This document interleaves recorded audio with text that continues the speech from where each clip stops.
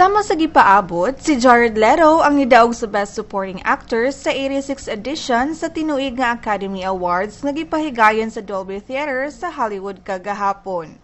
Nidaog si Leto sa Oscars 2014 alang sa papel nga transgender woman nga dunay sakit nga AIDS sa Dallas Buyers Club.